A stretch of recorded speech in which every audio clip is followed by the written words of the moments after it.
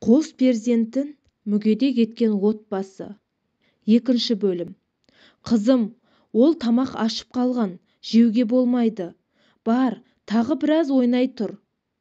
Қарным қатты ашып тұр. Өтінемін, маған беріңізші. Қызым, болмайды деймін. Бар, қане ойна, ашуыма тиме. Сабина көзі жасқа толып, қуыршағымен ойнау үшін сыртқа шықты. Өзінің лақтырып кеткен сүйікті де жалғыз қуыршағын есік алдында байлаулы тұрған ит шайнап, жыртып тастапты. Қуыршағын көтеріп анасына жүгіре жылап келді. Анашым, ана ит менің қуыршағымды тістеп, жыртып тастапты. Қараңызшы мынаған. Өтініш, оны тігіп жөндеп беріңізші. Қызым, ары кетші, басымды қатырмай. Оны тігіп отыратын уақытым жоқ. Анашым, мен енді немен ойнаймын? Онда жаңасын сатып алып беріңіз. Ақшам болса, алып берер едім. Онсыз да ішерге асымызды әрең тауып жүрген жоқпыз ба?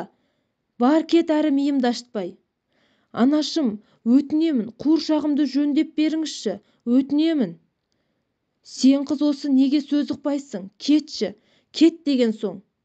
Онда мантыны жылытып беріңіз, қарным ашты. Ол манты ашып қалған. Итке береміз. Қазір тамақ піседі. Оған дейін ойнай тұр. Сәбина қуыршағын тістелеп тастаған итіне өштесіп, одан кек алып, итті өлтірмек болады.